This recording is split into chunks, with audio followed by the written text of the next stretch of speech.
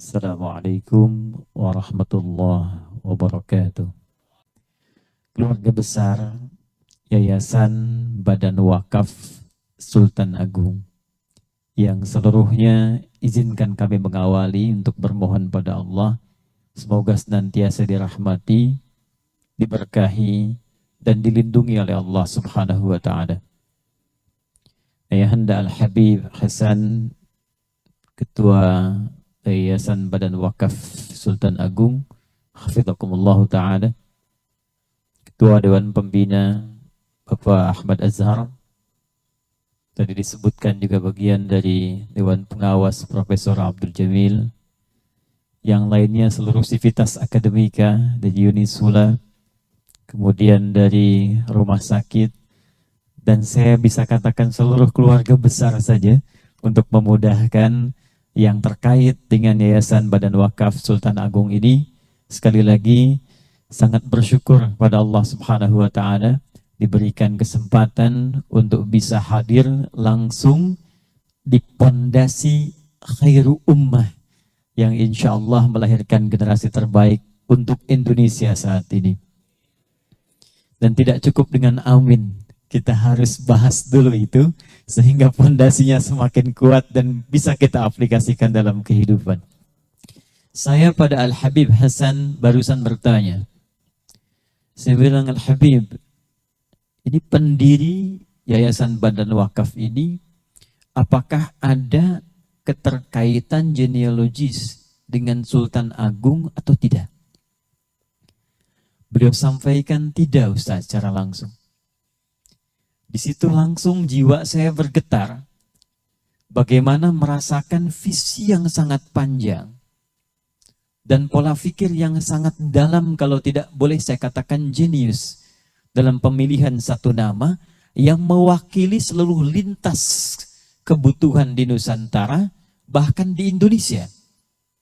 Jadi Bapak Ibu sekalian, Sultan Agung itu menurut minimal pengetahuan kami, itu bernama asli Raden Mas Jatmiko, atau disebut juga Raden Mas Rangsang, putra dari Panembahan Hanyakrawati yang punya istri Ratu Mas Diah Benawati. Ratu Mas Diah Benawati ini itu putrinya Pangeran Benawa. Pangeran Benawa ini siapa? Anaknya dari Abdurrahman, dikenal juga dengan Joko Tingkir, putra dari seorang bernama Abdullah. Abdullah itu putra dari Abdul Aziz, Abdul Aziz putra dari Abdul Fattah, Abdul Fattah putra dari Maulana Ishaq, Raden, ayah dari Raden Ainul Yakin atau nama lainnya Sunan Giri. Nah, saya ingin terangkan sedikit dulu. Di nasab Maulana Ishaq ini yang tadi saya sebutkan ke Joko Tingkir, itulah juga salah satu nasab yang tersambung ke Hadratus Syekh Kiai Haji Muhammad Hashim bin Asy'ari. Jadi saya baca beliau punya 19 kitab. Saya membaca dan coba memahami, menghafalkannya. Itu kitab pertamanya Adabul Alim wal Muta'allim. Kalau Anda buka di halaman ketiga, paling kanan sebelah atas, Mas. Jadi disebutkan huwa Muhammad Hashim bin Asy'ari bin Abdul Wahid bin Abdul Halim, ya, bin Abdul Halim al-Mulaqab bi Pangeran Benawa. Nah, kemudian disambungkan bin Abdurrahman al-Mulaqab bi Joko Tingkir. Siapa Abdurrahman ini? Sambungkan ke yang tadi, ya, bin Abdullah, kemudian bin Abdul Aziz bin Abdul Fattah.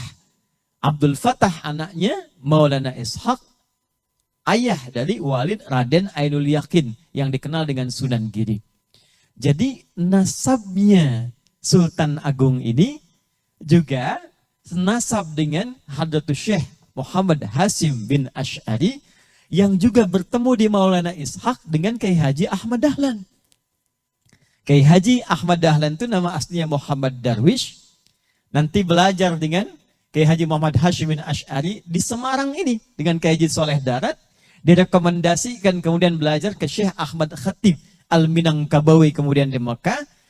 Pulang Muhammad Darwish kemudian berganti nama menjadi Ahmad Dahlan untuk tabaruk bin Ki Haji Abu Bakar, bin Ki Sulaiman, bin Ki Murtada, bin Ki Ilyas, bin Demang Jurang Juru Kapindo, bin Demang Jurang Juru Sapisan, bin Ki Gerbek, bin Muhammad Fadlullah. Siapa Muhammad Fadlullah ini? Bin Maulana Ishaq. Ya, jadi satu nasab ini. Arahnya nanti Sunan Giri bin Maulana Ishaq bertemu di Maulana Ishaq. Yang tadi dari Abdul Fattah, yang ini dari Sunan Giri. Siapa Maulana Ishaq ini? Adalah anak dari Maulana Ibrahim. Keturunan dari Sayyidil Husain. Al-Husain anaknya Ali bin Abi Thalib. Suaminya Fatimatul Zahra bintu Muhammadin sallallahu alaihi wasallam. Bin Abdullah bin Abdul Muttalib bin Hashim bin Abdul Manaf bin Qusay bin Murrah bin Kilab bin Ka'ab bin Ghalib bin Fihr bin Malik bin Nadar bin Kinana bin Khuzaimah bin Mudrikah bin Ilyas bin Nizar bin Mudar bin Ma'ad bin Adnan bin Adi bin Adri bin Muqawwam bin Nahur bin Tarikh bin Ya'rub bin Yasjub bin Nabit bin Ismail alaihi salam bin Ibrahim alaihissalam bin Adhar atau bin Taruh bin Abil bin Kinan bin Arfakhshad bin Sam bin Nuh alaihissalam bin Mikhlil Matusyarah bin Kinan bin Anwas bin Tith bin Adam alaihissalam. Coba diulang deh. Jadi Sultan Agung ini nasabnya sampai ke Nabi Adam, kemudian turunannya sampai juga ke pendiri Muhammadiyah 18 November tahun 1912 ke Haji Ahmad Dahlan. Kemudian garisnya juga ke pendiri Nahdlatul Ulama 31 Januari tahun 1926 Hadratus Syekh Haji Muhammad Hashim bin Ash'ari. Jadi memang secara nama itu sudah khair ummah. Secara nama. Itu yang tadi saya katakan bagaimana pemilihan nama yang sangat luar biasa. Yang dari awal sejak didirikan dan dipilih nama ini memang sudah berorientasi bukan hanya nama yayasannya, bukan hanya nama turunannya, bukan hanya genealogisnya, tapi diharapkan seluruh kegiatan yang berlangsung di bawah naungan Yayasan Badan Wakaf Sultan Agung itu seluruhnya menjadi pondasi terbaik untuk melahirkan generasi khairu ummah. Kedua, saya sangat senang dengan nama tadi disebutkan pengabdi. Karena pengabdi itu bahasa Arabnya disebut dengan abdun, sifat tertingginya. Jadi ada abid, itu baru berusaha untuk meningkatkan ibadah, abid. Kalau sudah pengabdi, dia menjadi abdun. Yang diabdi itu ma'bud alaihil haq. Cara mengabdi, na'bud. Maka kita katakan setiap hari, iyyaka na'bud, iyyaka na'bud. Sebagai amalan perintah di Quran, surah ke-20 ayat ke-14. Innani anallahu la ilaha illa ana fa'budni. Kata Allah, jadilah pengabdi kepadaku, fa'budni. Maka kita katakan, iyyaka na'bud, kami ngabdi ya Allah. Orang yang mulai berusaha mengabdi disebut dengan abid. Ketika dia mulai menjadi pengabdi yang sejati, disebut dengan abdun. Dan penting kami sampaikan, abdun inilah tingkat tertinggi yang disebutkan dalam Al-Quran, yang dijamin mendapatkan penghargaan langsung dari Allah Subhanahu wa Ta'ala. Kalau bukan terangkat derajat, maka keberkahan yang diberikan oleh Allah Subhanahu wa Ta'ala. Jadi bukan nabi, tolong catat ini, bukan rasul. Gelar tertinggi yang Allah berikan di dalam Al-Quran kepada seorang hamba, tapi abdun. Karena itulah ketika Rasulullah SAW akan mendapat apresiasi tertinggi dari Allah Subhanahu wa Ta'ala, langsung diisrakan, dimi'rajkan, dipilih kalimat oleh Al-Quran, bukan nabi, bukan rasul, tapi kalimat yang menggunakan kata abdun. Subhanalladzi asra bi'abdihi Lailam minal masjidil harami ilal masjidil aqsa alladhi barakna hawlah linuriyahu min ayatina innahu huwas sami'ul basir. Jadi saya tidak heran kalau tadi dikatakan Masya Allah dari lahan 400 jadi 400.000. Berkah jadi rumah sakit, berkah banyak fakultas, berkah banyak orang-orang sembuh dengan izin Allah Subhanahu wa Ta'ala. Sepanjang sifat pengabdi ini dijaga dengan keikhlasan kepada Allah Subhanahu wa Ta'ala. Ini bagian yang kedua. Sekarang kita masuk pada inti pembahasan. Sebelumnya karena Al-Habib tadi mengusulkan kita ada tanya jawab, saya harus tanya pada panitia, kita berapa lama durasinya, Mas? Karena kurikulum Khairu Ummah ini itu kurang lebih 24 SKS. Kalau satu SKS 2 jam, kita harus serial. Saya ingin padatkan sedikit. Supaya lebih terlihat berdiri dan saya ingin ada keadilan, mohon izin saya berdiri supaya agak lebih semangat dan lebih tertatap secara keseluruhan ya. Bismillah.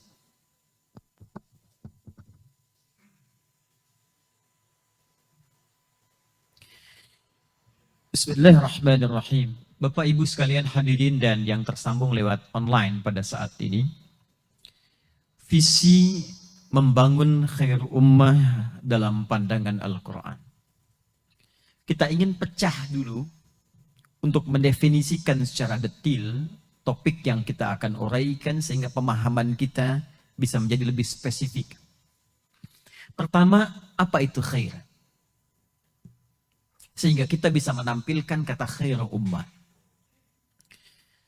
Kedua, bagaimana konsepsi khair ummah dalam proses perjalanan sejarah saat Allah memilih Rasulullah SAW untuk mewujudkan generasi itu, sehingga kemudian diabadikan kesuksesan ini di Al-Quran surah ketiga Ali Imran di ayat yang ke-110 yang tadi qari kita bacakan, kuntum khaira ummah. Dan yang terakhir kita akan masuk kepada manhaj Al-Quran yang disampaikan oleh Rasulullah SAW dan diwariskan sampai ke kita. Bagaimana membentuk sebuah konsepsi khair ummah menjadi kurikulum kehidupan lintas zaman sampai kehidupan berakhir kepada Allah Subhanahu wa taala. Kata khair itu seringkali diterjemahkan secara singkat dengan makna baik. Kaifa haluk? Apa kabarnya? Alhamdulillah Nabi khair, saya baik. Padahal khair dalam Al-Quran setidaknya ada 6 kata yang mewakili. Yang pertama ada yang disebut dengan thayyib namanya. Jadi kata baik pertama yang disebutkan di Al-Quran surah kedua Al-Baqarah ayat 168. Di paling kanan sebelah bawah mushaf standar. Jika disebutkan kata baik dengan kata thayyib, ini lebih menunjukkan kepada aspek kebaikan fisikal yang sehat, tidak terkontaminasi penyakit dan sebagainya. Karena itu Al-Quran memberikan sebuah kurikulum dalam kehidupan ketika kita ingin mengonsumsi apapun ke dalam tubuh kita, maka cari yang menyehatkan supaya tubuh sehat dan kuat.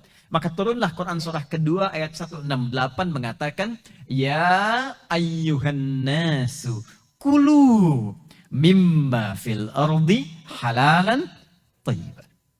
Hei semua manusia tanpa kecuali. Dan disebutkan dengan menggunakan ya, panggilan tanpa batas. Disebutkan 361 kali dalam Al-Quran. Padahal di gramatikal bahasa Arab, itu huruf nida ada 14. Ada a, ya, wa. Tapi di Quran semua ya. Ya. Karena ya ini yang paling fleksibel dan mencakup semua fungsi huruf nida yang lain. Nida'ul qarib, nida'ul mutawassit, nida'ul ba'id. Memanggil orang yang dekat, menengah dan jauh sekaligus. Ya ayyuhan nasu, hei semua manusia tanpa kecuali. Disambung dengan ayyuha disebutkan 150 kali dalam Al-Quran. Ayyunya munada untuk menguatkan, haknya tanbih. Jadi kalau kita ingin mengartikan secara tafsir, hei semua manusia tanpa kecuali. Aku tegaskan, aku ingatkan ya, semua anas disebutkan 241 kali dalam Al-Quran. Menunjuk manusia secara komunal keseluruhannya. Tidak disebutkan dengan bashar, 35 kali menunjuk nafsu dan tampilan fisik yang baik. Tidak disebutkan dengan ins, 18 kali dalam Al-Quran menunjuk kelembutan dan penampakan yang baik. Tidak disebutkan dengan insan, 65 kali disebutkan di Al-Quran menunjuk pada totalitas aktivitas. Tidak ditunjukkan dengan Bani Adam 7 kali dalam Al-Quran untuk menunjuk genealogi sampai ke Adam. Tapi nas yang mencakup semua makna ini. Kata Allah, hei semua manusia tanpa kecuali, baik yang dekat, menengah, ataupun jauh terasa kepadaku. Aku ingatkan, aku tegaskan. Kalau kalian ingin makan, ingin mengonsumsi apapun, silahkan cari di muka bumi ini dengan cara yang terbaik, halalan, thayyibah. Dan cari yang menyehatkan. Thayyib. Jadi kalau dikatakan thayyib, itu artinya sehat, Bu. Pak. Ya, kaifa haluk? Alhamdulillah ana thayyib, artinya sehat, tidak ada masalah. Tapi kadang-kadang badan sehat, sifat tidak sehat. Makanya kan ada Bang Thayyib itu sehat, tapi 3 kali puasa, 3 kali lebaran tidak pulang-pulang gitu. Ini ada yang tidak sehat karakternya. Maka muncul yang kedua. Yang kedua itu membentuk keseimbangan, tubuh yang sehat, pikiran juga sehat. Yang kedua itulah yang disebut dengan khair namanya. Jadi kalau sudah disebutkan khair, itu sudah menunjuk karakteristik. Sifat-sifat dasar yang menghadirkan nilai-nilai kebaikan dalam hidup. Sabar itu khair. Jujur itu khair. Qanaah itu khair. Segala sifat yang mencakup nilai-nilai kebaikan itu khair namanya. Kalau khair ini kita terjemahkan dalam bentuk sikap, dari sifat menjadi sikap, maka berubah namanya dari khair menjadi ma'ruf. Ma'ruf. Seringkali kata khair disandingkan dengan ma'ruf untuk memberi kesan. Jangan sampai sifat itu terbenam di dalam pribadi saja, tapi tidak diterjemahkan dalam bentuk perilaku. Maka muncullah Quran surah ketiga Ali Imran ayat 104 menggabungkan khair dan ma'ruf. Wal takum minkum ummatun yad'una ilal khair wa ya'muruna bil ma'ruf. Sampai sini ini masih An-Nas. Masih An-Nas. Karena ternyata semua manusia itu berpotensi berbuat baik. Jadi kalau Bapak Ibu cari, jangankan kita, yang belum beriman pun banyak yang baik. Ada saudara sebangsa kita, saudari sebangsa kita yang Nasrani, banyak yang baik. Yang Buddha, banyak yang baik. Yang Hindu, banyak yang baik. Nah, ketika kebaikan itu dikerjakan karena Allah, lillah, menjadi ibadah, menjadi amal saleh, maka berubah kata ma'ruf ini, yang ketiga tadi, thayyib, khair, ma'ruf, akan berubah pada yang keempat namanya ihsan. Ihsan. Hadis Muslim, nomor hadis yang ke-8, Al-Imam An-Nawawi mengambil ini dicantumkan di catatan 42 beliau, hadis Al-Arba'in, nomor hadis yang kedua, disebut dengan hadis Jibril. Ketika malaikat bertanya pada Nabi Muhammad SAW, mal ihsan? Maka dijawab, an ta'budallaha ka'annaka tarah, fa illam takun tarahu fa innahu yara. An ta'budallaha, engkau menjadikan seluruh aktivitasmu itu sebagai ibadah. Abdun tadi. Tak peduli di level manapun. Jadi bukan hanya sholat, Pak. Ibu. Mengajar sebagai ibadah. Di rumah sakit merawat sebagai ibadah. Di yayasan sebagai ibadah. Bekerja apapun kita kerjakan dari tidur sampai tidur lagi sebagai ibadah. Perbuatan yang kita kerjakan sebagai ibadah itu yang disebut dengan ihsan. Nah, yang kelima, itu ada yang sangat menarik juga.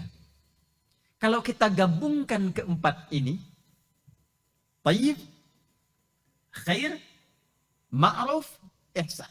Badannya bagus, sehat. Karakternya mulia, perilakunya bagus, dan dikerjakan karena Allah. Itu gabungan keempatnya menghasilkan yang kelima disebut sholih namanya. Sholih. Karena itulah fitrah orang tua selalu kalau ditanya menginginkan anak yang saleh. Saya jarang dengar kalau ada ibu ditanya, ibu anaknya pengen baik? Iya Pak, saya pengen jadi anak thayyib. Belum pernah dengar. Anak ma'ruf, maksudnya anak Pak Ma'ruf? Bukan, anak baik. Tapi selalu dikatakan saleh. Fitrah inilah yang langsung keluar dari lisan orang tua karena memang tertuang langsung dalam Al-Quran. Di surah yang ke-7 Al-A'raf di ayat 189. Falamma taghasyaha hamalat hamdan khafifa famarrat bih. Falamma athqalat da'awallaha rabbahuma la in ataitani salihah lanakunanna minasyakirin. Jadi kedua orang tua itu kata Allah biasa berdoa supaya anaknya jadi saleh, jadi saleh, jadi saleh. Itu fitrah. Cuma problemnya tidak semua yang berdoa itu mewujudkan doanya dalam bentuk ikhtiar. Sehingga lisannya pingin anaknya saleh, tapi perilaku orang tuanya menempatkan dia di tempat dan pendidikan yang tidak saleh. Nah, Bapak Ibu sekalian, yang keenam yang terakhir, kalau seseorang ingin merubah dirinya, bertransformasi menjadi lebih baik dari perilaku yang kurang baik, maka dia mesti seleksi dulu. Tinggalkan sifat yang kurang baiknya, datangkan yang baiknya. Proses inilah yang akan melahirkan sifat baik. Yang keenam disebut dengan birrun namanya. Al-birru. Jadi birru itu asalnya proses menyeleksi yang tidak baik yang ingin kita tepikan untuk bertransformasi menjadi hamba yang lebih baik. Karena itulah orang yang berhaji, dia merenungi diri di padang Arafah. Upaya untuk mengingat sifat-sifat yang kurang baik. Di Muzdalifah, dia bertekad untuk menghilangkan yang jelek itu. Di Jamarat, dia lontari sehingga ketika pulang, hilang sifat jeleknya, muncul sifat baiknya. Sifat birrun yang melekat pada pelakunya disebut dengan mabrur namanya. Dari sinilah kita muncul istilah haji mabrur. Sekarang kita masuk kepada tema utama kita. Kita memilih dasar yang paling utama yang menjadi pondasi tadi. Untuk menjadikan semua orang yang punya kapasitas kehidupan, punya kapasitas beraktivitas, punya pondasi untuk puncak yang tertinggi tadi, saleh. Maka tidak ada dasar yang paling utama kecuali dasar yang kedua tadi, khair namanya. Jadi kalau thayyib, semua bisa.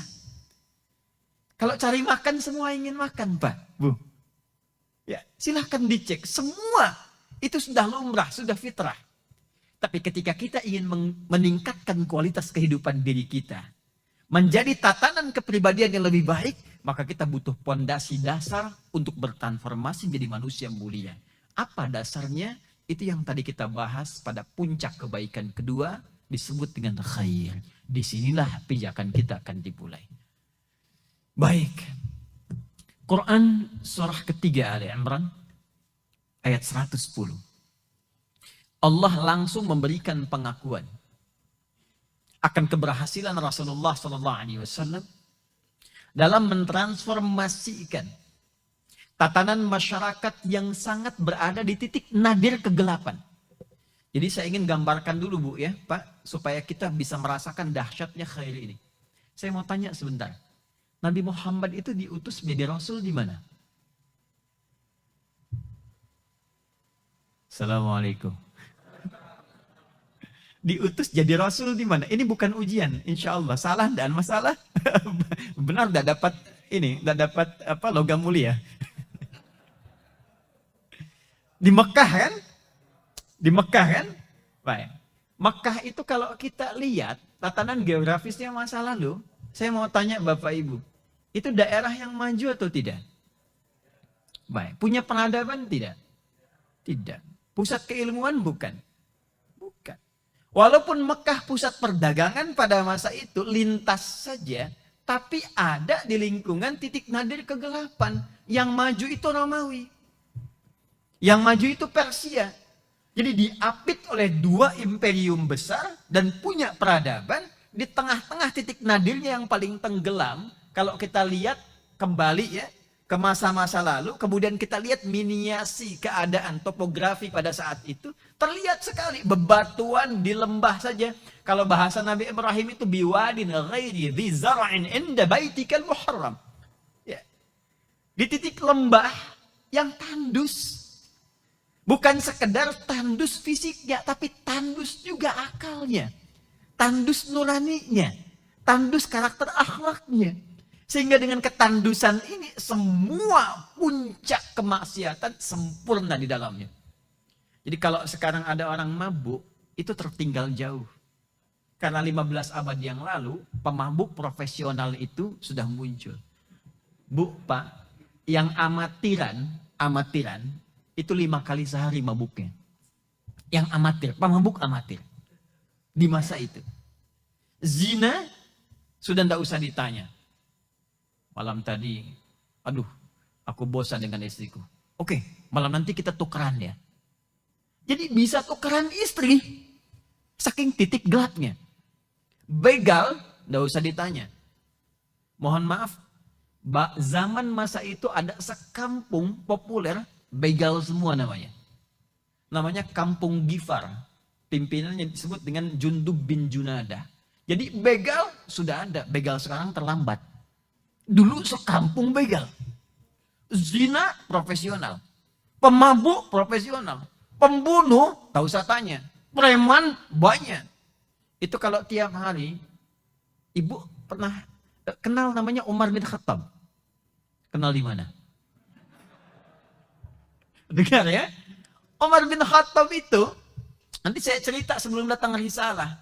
Itu setiap hari datang ke Jabal Qubais. Jabal Qubais itu lokasinya sekarang yang ada istana raja. Jadi kalau ada kita Zamzam Tower, di sampingnya ada Hotel Sofwa, sampingnya lagi nyebrang sedikit, itu ada istana, itu asalnya Bukit Besar. Kalau ke kiri nyebrang ada Hilton. Hilton itu ke rumahnya Abu Bakar As-Siddiq radhiyallahu ta'ala anhu. Jabal Qubais itu simbol. Simbol kekuasaan, simbol kekuatan. Karena itu sekarang istana raja diletakkan di atasnya, itu untuk menunjukkan ini yang punya kuasa sekarang.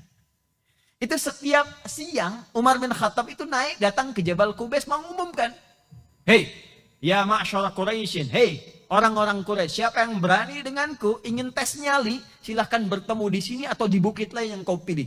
Cuma sebelum datang, pamit pada ibu yang telah melahirkanmu karena engkau akan pulang tanpa nama." Lengkap semua. Tapi yang paling menarik, satu. Kenapa Allah tidak mengutus Nabi Muhammad SAW di Romawi yang sudah maju pada saat itu? Kenapa tidak mengutus Nabi Muhammad SAW di Persia yang sudah maju pada saat itu? Tapi diutus oleh Allah di titik nadir ini. Kalau kita gali dalam bahasa Arab, maaf sekali, semua perbuatan yang tadi disebutkan, itu disebut dengan jahlun namanya. Kebodohan. Pelakunya jahil. Kalau kita ingin gabungkan keduanya, sifat-sifat yang buruk tadi dengan pelakunya, maka gabungkan menjadi jahiliyah. Karena itulah kita mendengar masyarakat pada saat itu disebut dengan masyarakat jahiliyah. Nabi itu diutusnya di suasana kompleks seperti tadi. Kompleks situasinya. Sudah masyarakatnya demikian, terpuruk jauh dari peradaban, walaupun lintas perdagangan, bisnis memang ke situ, tapi jauh dari kungkungan peradaban yang sudah ada sekitarannya. Apa rahasia di balik itu? Allah ingin menunjukkan kepada umat-umat bahkan lintas generasi sampai kehidupan berakhir.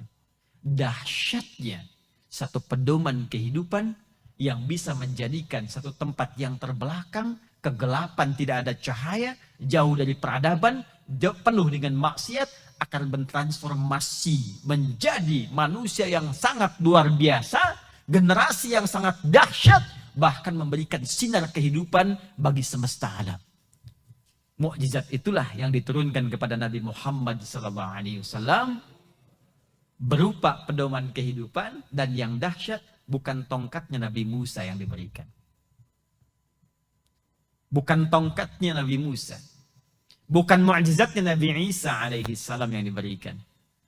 Tapi diberikan satu pedoman kehidupan yang disebut dengan Al-Quran. Saya ulangi, Al-Quran. Itu yang Allah berikan. Dan ternyata ketika Nabi menerima Al-Quran ini, ada satu sabda beliau yang direkam oleh Al-Imam Al-Bukhari dalam kitab beliau. Masih ingat kitab beliau namanya apa? Kitab Imam Al-Bukhari yang paling populer? Bukan. Itu kependekannya. Nama kitabnya Al-Jami' Al-Musnad As-Sahih Al-Mukhtasar min umuri Rasulillahi sallallahu alaihi wasallam wa sunanihi wa ayyamihi. Coba diulang. Karena panjang disingkat dengan Sahih Al-Bukhari. Ini penting saya berbagi sedikit dari guru-guru kami yang pernah mengajarkan. Jadi kita kalau ingin ngaji kitab, saya selalu diajarkan tentang judulnya dulu Pak Bu. Karena ternyata setiap kata itu tidak hampa makna, selalu ada pesan. Dan di ilmu hadis itu kitab hadis dibagi 4 bagian. Nanti ada al-jami', ada as-sunan, ada mu'jam, nanti ada musnad. Kalau sudah jami' itu artinya menghimpun tema-tema yang luas secara umum. Jadi kata Imam Al-Bukhari itu tepat lahirnya 13 Syawal. 13 Syawal tahun 194 Hijrah. Tepat hari ini. Ya, dan nanti dapat barokah Al-Quran. Saya cerita ke Habib Al-Hasan tadi, bagaimana yang matanya buta dengan barokah Al-Quran sembuh. Ya, nanti kita cerita sedikit. Nah, Al-Imam Al-Bukhari ini menamai kitabnya dengan Al-Jami'. Di kitab saya ini, saya himpun kata beliau, ini banyak topik, banyak tema. Ada berapa temanya? 97 tema. 97 tema. Di setiap tema ada subtema, setiap subtema ada hadis-hadis Nabi SAW. Saya periksa semua sahih. Tersambung ke Nabi SAW. Saya sajikan dengan singkat dan isinya semua kegiatan harian Nabi dan sunnah-sunnahnya. Ada satu hadis yang dimasukkan oleh Al-Imam Al-Bukhari khusus tentang pernyataan Rasulullah sebagai petunjuk pada kita untuk membangun dasar khairul ummah yang pernah sukses dilakukan di masa Nabi dengan cahaya Al-Quran itu. Hadis ini disampaikan oleh Al-Imam Al-Bukhari yang mengandung pesan-pesan dari Nabi. Cuma kan Al-Bukhari tadi lahir 194 Hijrah, 13 Syawal. Nabi sudah meninggal. Dari mana dapat hadisnya? Yuk kita lihat sanadnya. Saya ingin tunjukkan bagaimana beliau luar biasa, sungguh serius mencari hadis dan ini riwayatnya tersambung Pak. Jadi setiap generasi itu silsilahnya diwariskan. Dan setiap generasi inilah dengan warisan ini membentuk khairul ummah.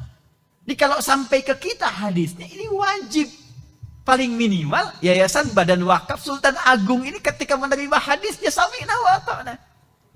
Ya, saya bacakan qala haddatsana dari Al-Imam Al-Bukhari, haddatsana Hajjaj bin Minhal an Syu'bah, haddatsana Alqamah bin Mirfad, haddatsana Sa'ad bin Ubaidah, haddatsana Abu Abdurrahman As-Sulami, haddatsana Uthman bin Affan radhiyallahu ta'ala anhu anin Nabi sallallahu alaihi wasallam. Al-Imam Al-Bukhari menerima dari Hajjaj bin Minhal, Hajjaj bin Minhal menerima dari siapa tadi? Syu'bah. Syu'bah menerima dari Alqamah bin Marfad. Alqamah bin Marfad menerima dari Sa'ad bin Ubaidah. Sa'ad bin Ubaidah menerima dari Abu Abdurrahman As-Sulami. Abu Abdurrahman As-Sulami ini itu sering meriwayatkan hadis tentang Al-Quran. Tentang Al-Quran, tentang Al-Quran. Dan beliau talaki lebih daripada 20 kelompok sahabat di era sahabat. Beliau menerima salah satunya dari Uthman bin Affan radhiyallahu taala anhu, ya Dzun Nurain, menikah dengan dua putri Nabi sallallahu alaihi wasallam. Ketika satu meninggal kemudian menikah dengan yang satunya lagi, menerima dari Nabi sallallahu alaihi wasallam. Qala, apa yang disampaikan Nabi? Khairukum man ta'allamal Qur'ana wa 'allama. Khairukum, yang terbaik di antara kalian. Kembali ke definisi awal. Bukankah khair tadi pondasi awal kebaikan? Jadi kalau ini kita ingin ambil maknanya dalam konteks pembahasan kita saat ini.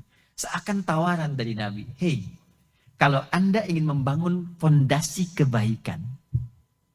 Di masamu. Karena kum itu khitabnya ke kita sekarang. Apalagi menggunakan man. Ismun mausulun yadullu alal fardiyatil ammiyah. Kata sambung, konjungsi menunjuk kepada sebuah objek, kadang-kadang subjek, sifatnya personal, tapi maknanya luas. Jadi kalau ada redaksi dalam hadis dikatakan man, maka posisikan, kata para ulama, posisikan itu hadis ditujukan ke kita. Seakan Nabi ingin katakan, hei, kalau kalian ingin menjadi yang baik, ingin jadi yang terbaik, atau membentuk generasi yang terbaik, khairukum, maka itu jalannya bisa ditempuh man ta'allamal Qur'an. Maka bisa ditempuh dengan mempelajari Al-Qur'an. Saya ulang, mempelajari Al-Qur'an. Wa 'allama, kemudian mempraktekkan isi Al-Quran itu dengan menerapkan dalam kehidupan termasuk mengajarkannya. Jadi ternyata Nabi sudah memberikan bocoran. Hanya ada satu pedoman dalam kehidupan yang bisa menjadikan acuan untuk membentuk khairu ummah. Tidak ada yang lain. Nanti saya cerita di akhir bagaimana saripati dari pedoman ini di copy paste bahkan oleh orang Yahudi sampai dengan sekarang. Dan mereka berhasil walaupun kemudian sisi keislamannya dibuang. Sesuai dengan seleranya saja. Nanti saya tunjukkan. Sampai yang paling yakin dengan hadis Nabi, Pak, Ibu, itu riset tiap hari. Yang paling yakin dengan hadis Nabi itu orang Yahudi sekarang. Sampai mereka rajin nanam pohon korkod. Itu sekarang rajin sekali. Nah sekarang kita ingin kembalikan pada pemahaman awal. Tadi kata Rasulullah, kalau Anda ingin membangun pondasi khairu ummah. Kita ingin mengatakan visi pembangunan khairu ummah. Maka tidak ada dasar yang paling utama kecuali Al-Quran. Nah sekarang persoalannya. Kekinian, walau tidak seluruhnya, interaksi umat Islam dengan Al-Quran itu begitu terbatas. Jadi Al-Quran banyak diposisikan sebagai kitab suci dengan interaksi bacaan. Yang levelnya hanya berhenti di level 1. Padahal keripik maici saja ada 3 level. Sedang, pedas, pedas sekali gitu. Sekarang keripik singkong, Pak, itu di Bandung ada viral. Keripik maici belinya pakai Twitter gitu. Itu levelnya ada 3. Sekarang kita berinteraksi dengan pedoman kehidupan cuma di 1 level. Yang seharusnya sampai ke 3. Qiraah, tilawah, kemudian tahfidz. Kebanyakan berhenti di level 1. Dan posisinya hanya diposisikan untuk bacaan. Padahal lebih daripada itu, ketika Al-Quran diturunkan, Allah memberikan satu pesan yang sangat penting. Pesan ini yang coba kita akan turunkan. Kalimat Al-Quran, diksi Al-Quran, ketika diturunkan oleh Allah Subhanahu wa Ta'ala melalui malaikat Jibril itu kalimatnya menggunakan satu diksi yang sama, peran yang sama, esensi yang sama dengan semua nabi yang pernah bertugas di bumi. Tapi dahsyatnya Al-Quran melewati seluruh zaman sampai kehidupan berakhir. Mari kita lihat sebentar. Bapak Ibu sekalian, penting dicatat bahwa setiap nabi yang bertugas di bumi, bahkan manusia pertama yang turun ke bumi, Nabi Adam alaihissalam, ketika mulai bertugas untuk menjalani kehidupan dan ibadah di muka bumi ini, itu diberikan oleh Allah pedoman supaya bisa berlangsung nyaman ibadah dan tidak keluar dari manhaj yang telah Allah gariskan. Pedoman inilah yang disebut dengan hudan namanya. Saya ulangi, pedoman ini disebut dengan hudan. Quran surah kedua Al-Baqarah ayat 38. Ketika Nabi Adam pertama kali turun dengan Sayyidah Hawa alaihissalam. Ya? Qul nahbitu minha jami'a. Sekarang dimulailah misi kalian. Kalian telah dilatih di surga sementara. Ditampakkan ini musuhnya dari syaitan ini. Ini kenikmatannya. Ini larangannya. Jadi ini bukan surga yang akan kita tempati ya. Ingat ini ya. Di surganya Nabi Adam sebelum turun ke bumi, bukan surga yang akan kita tempati. Ini latihan. Diperkenalkan misinya sebelum turun ke bumi. Karena surga yang akan kita tempati sudah tidak ada ibadah lagi. Nggak ada perintah, nggak ada larangan, nggak ada ujian. Surganya Nabi Adam masih ada ujian. Ya, Quran surah kedua ayat 35. Qulna ya Adamu uskun anta wa zawjukal jannah wa kula minha ragadan haitsu syi'tuma wa la taqraba hadhihi syajarata fatakuna minadh dhalimin. Enggak boleh dekati pohon ini. Ini ujiannya. Ada musuhnya, diperkenalkan. Ini setan musuhmu. Ini akan menggodamu. Jadi surga tempat beliau itu makanya menggunakan alif lam bentuknya tunggal. Alif lam itu kalau di bahasa Inggris itu seperti artikel the. Car, yeah, there are so many cars. Ya, in the park area of Unisula itu banyak sekali mobil di taman parkiran Unisula. Car. Tapi kalau kita katakan the car is mine. Tapi yang ini punya saya, pakai the. Nah, di bahasa Arab itu alif lam padanannya. Alif lam. Jadi ketika menggunakan kata al-jannah bentuknya tunggal pakai alif lam, itu surga sementara untuk latihan sebelum turun ke bumi. Saat kita kembali nanti kepada Allah di akhirat, bentuknya menjadi general nakirah. Ya, dan dia makan. Quran surah kedua ayat 25, kalimat surga pertama. وَبَشِّرِ الَّذِينَ آمَنُوا وَعَمِلُوا الصَّالِحَاتِ أَنَّ لَهُمْ جَنَّاتٍ تَجْرِي مِنْ تَحْتِهَا الْأَنْهَارُ. Singkatnya ketika turun, kata Allah, قُلْ نَهْبِطُوا مِنْهَا جَمِيعًا فَإِمَّا يَأْتِيَنَّكُمْ مِنِّي هُدًى فَمَنْ تَبِعَ هُدَايَ فَلَا خَوْفٌ عَلَيْهِمْ وَلَا هُمْ يَحْزَنُونَ. Tolong catat betul ini. Kalau ini bisa kita hadirkan dalam hidup, maka jaminan Allah begitu dahsyat sampai kita berpulang. Adam, Hawa, silakan turun. Saat engkau menjalani tugasmu di bumi, aku akan kirimkan pedoman hidup. Jika pedoman ini engkau ikuti dengan baik, maka aku jamin semua kehidupanmu di bumi, termasuk anak cucumu, la khaufun alaihim. Aku janjikan tidak pernah merasa gelisah. Tidak gelisah itu artinya tenang. Tidak gelisah artinya tenang. Walahum yahzanun, dan tidak pula merasa sedih. Tidak sedih itu artinya senang. Jadi sebetulnya visi dan misi kehidupan di bumi ini, Bapak Ibu, aktivitasnya tenang dan senang. Menyenangkan dan menenangkan. Jadi seharusnya, maaf sekali, di rumah tangga itu harusnya tenang dan menyenangkan. Di pekerjaan itu tenang dan menyenangkan. Interaksi sosial itu tenang dan menyenangkan. Sepanjang mengikuti hudan. Tapi kalau bergeser dari hudannya, persoalan muncul. Nabi Adam meninggal, melahirkan generasi setelahnya. Nabi Nuh datang, kemudian terus ke Nabi Ibrahim, kemudian terus sampai ke Nabi Muhammad. Semua nabi ini ketika diutus oleh Allah, semua membawa bekal dengan misi, nama yang sama, namanya hudan. Cuma memang nama spesifiknya dibedakan untuk menunjukkan perbedaan generasi antar nabi. Contoh, saya tanya Bapak Ibu, Nabi Musa kitabnya apa namanya? Taurat kan? Ya, Nabi Musa itu keturunan dari Levi. Ya, Musa bin Imran, tapi bukan Imran yang bapaknya Maryam. Bukan yang di Ali Imran. Musa bin Imran, Imran bin Kohat, ya, Kohat bin Adar, Adar bin Levi. Levi ini anak ketiga dari Nabi Yakub alaihissalam, dari istri yang ketiga. Ya, dari istri yang pertama. Jadi Nabi Yakub nanti punya 4 istri, Laya, kemudian Rahil, kemudian yang ketiganya Zulfa, yang keempatnya itu Balha. Ya, dari istri pertamanya Laya punya 6 orang anak. Yang pertama Rabin, kedua Syam'un atau Simon, yang ketiga Levi, keempat Yahuda, yang kelima Azakar, yang keenam Zabalun. Nah, yang ketiga Levi ini menurunkan Musa alaihissalam. Ya, kemudian nanti dari Yahuda yang keempat menurunkan Nabi Daud alaihissalam, Nabi Sulaiman alaihissalam. Dari Rahil punya 2 orang anak, satu Yusuf ya alaihissalam jadi nabi, yang kedua Bunyamin. Ida Royani nggak masuk di situ, cuma 2 itu. Jadi Yusuf dan Bunyamin. Nah, nanti Musa ini dapat tugas diberi kitab Taurat. Taurat ini Bapak Ibu sekalian, itu nama spesifik untuk Musa, membedakan dengan nabi lain. Cuma esensi Tauratnya sama, hudan juga. Buka Quran surah 17. Di ayat yang kedua. Wa ataina Musal kitaba wa ja'alnahu hudan li bani Israil.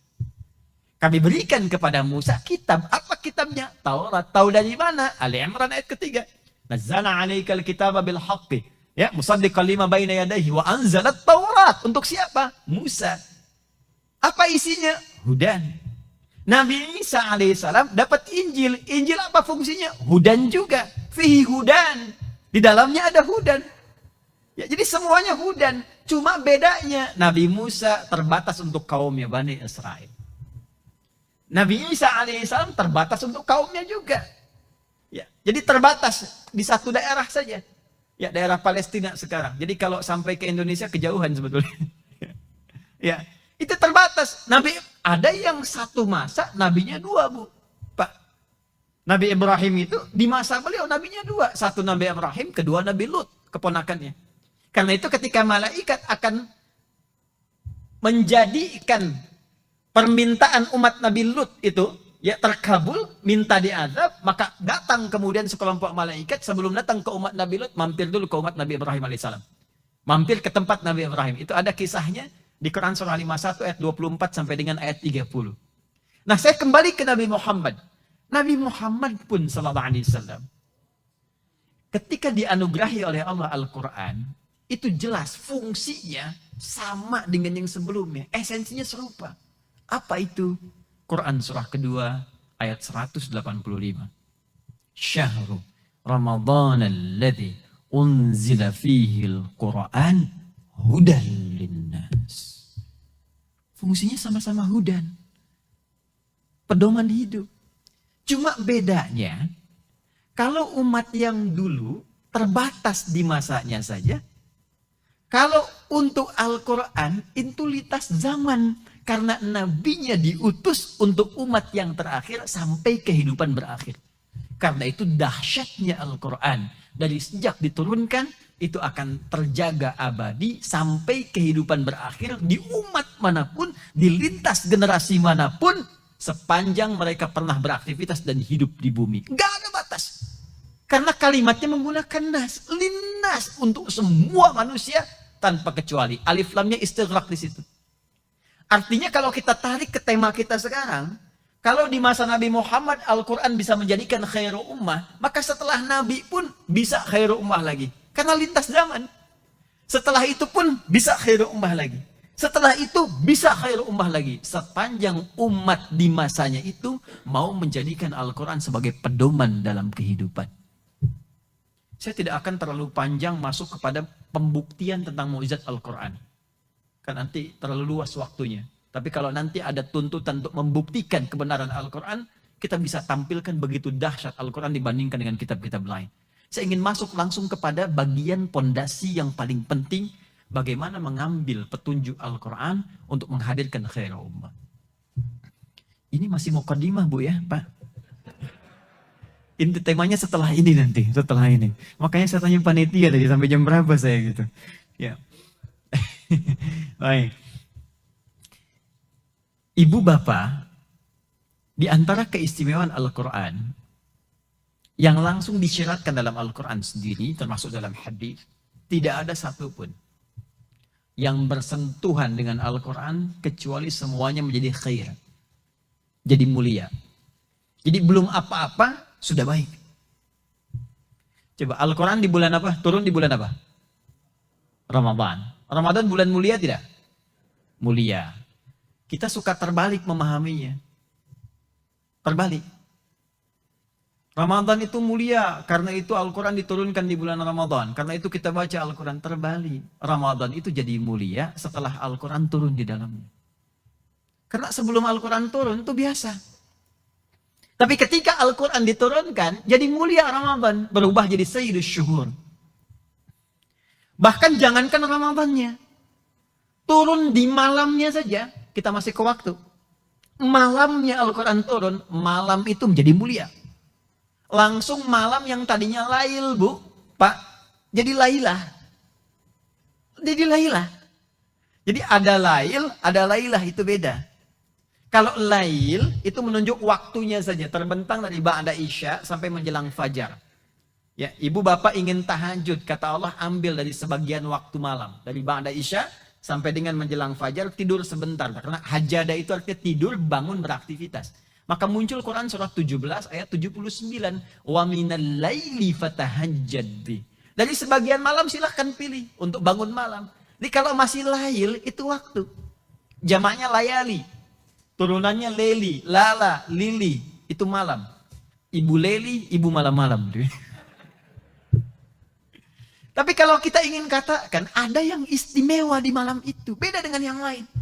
Maka di bahasa Arab tambahkan tak marbutah sebagai sifat keutamaan di ujungnya. Berubah dari lail jadi lailah. Perhatikan. Demi menunjukkan keistimewaan Al-Quran yang merubah keadaan malam menjadi istimewa. Dan berubah dari lail menjadi lailah. Turunlah Quran surah ke-97. Inna anzalnahu fi Lailatul Qadar. Dan saking istimewanya kata Allah, wa ma adraka ma Lailatul Qadar. Lailatul Qadri khairum min syahr. Dengan barokah Al-Quran, malam itu jadi istimewa. Saking istimewanya ibadah di malam itu nilainya lebih dari 1000 bulan. Oh, hati-hati ya, bukan 1000 bulan. Sering ada yang keliru. Bukan 1000 bulan. Karena redaksi Qurannya khair min, lebih dari 1000 bulan. Jadi standar paling sedikitnya itu 1000 bulan. Karena Nabi itu sedang merenung-renung, ingat, oh usia Nabi Nuh itu 950 tahun dakwahnya. Yang lain juga ada yang ribuan tahun, sekian ratus tahun. Berarti sholatnya banyak. Berarti ibadahnya banyak. Ya Allah, umatku itu sedikit-sedikit. Karena ada riwayat menyebutkan semakin dekat kiamat, itu umur semakin sedikit dan fisik semakin mengecil. Tapi jangan disimpulkan kalau ada orang kecil besok kiamat. Tidak. Tidak demikian. Nah ini tanda Nabi dengan rahmatnya bermohon pada Allah. Gimana ya Allah umatku itu turun dengan keberkahan Al-Quran turun. Ya Muhammad jangan khawatir. Umatmu ibadah setahun sekali diberikan bonus. 1 malam nilainya sama lebih dari 1000 bulan. Jadi paling sedikit 1000 bulan. Kurang lebih 83 tahun 40 hari. Anda sholat Allahu Akbar 2 rakaat. Itu 2 rakaat sama dengan 83 tahun 40 hari tanpa henti sholat. Allahu Akbar, Allahu Akbar, Allahu Akbar, Allahu Akbar. Barakah Al-Quran. Al-Quran turun lewat malaikat siapa, Bu? Jibril, Pak. Jibril itu malaikat biasa, Pak, asalnya.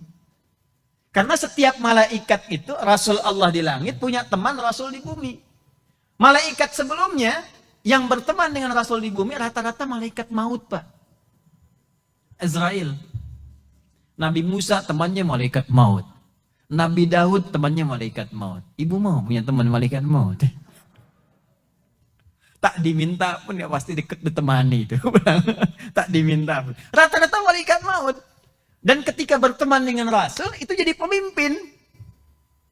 Ya, jadi pemimpin, jadi utama. Barakah Al-Quran. Malaikat Jibril diutus oleh Allah, dipilih untuk menurunkan wahyu Al-Quran kepada Nabi Muhammad SAW.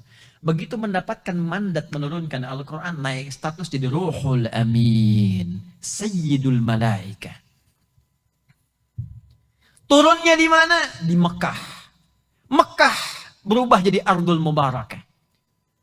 Pindah Nabi kemana? Nabi hijrah dari Mekah kemana? Bukan. Jangan salah. Kalau tidak tahu katakan wallahu a'lam. Nabi hijrah dari Mekah kemana? Hah? Halo?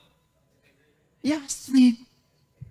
Yasrib itu termasuk anak keturunan Nabi Nuh, Pak. Alaihissalam. Jadi nanti penyebaran generasi Nabi Nuh datang ke satu tempat namanya Yasrib, maka dikenal dengan Yasrib namanya. Sama dengan Madian. Nabi Musa kan pernah ke Madian kan? Nah, Madian itu anak. Anak siapa, ada yang tahu? Dapat emas insya Allah 50 gram. Huh? Tapi jangan googling. Madian itu anaknya Nabi Ibrahim dari istri yang ketiga. Dari istri yang keberapa? Bapak kencang sekali jawabnya. Jadi Nabi Ibrahim itu punya 4 istri. Ya, taunya kan cuma 2 kan? Ya, pertama Sayyidah Sarah. Nanti dari beliau turun Nabi Ishak alaihissalam. Dari Ishak turun Yakub. Dari Yakub nanti turun 12 anak lagi. Disebut dengan Asbat atau Bani Israel nanti. Kemudian yang kedua ada Sayyidah Hajar. Ya, Hajar Al-Qibtiyah Al-Misriyah. Dari beliau turun Nabi Ismail alaihissalam sampai ke Nabi Muhammad SAW. Yang ketiga, Sayyidah Qantarah bin Yaqtan. Qantarah bin Yaqtan ini saya sedang riset, Pak, Ibu. Boleh nanti kalau ada bagian sejarah peradaban di sini, boleh bergabung dengan tim riset kami. Itu diduga, banyak ulama menduga Qantarah ini itu bagian dari genetik Melayu, Jawa.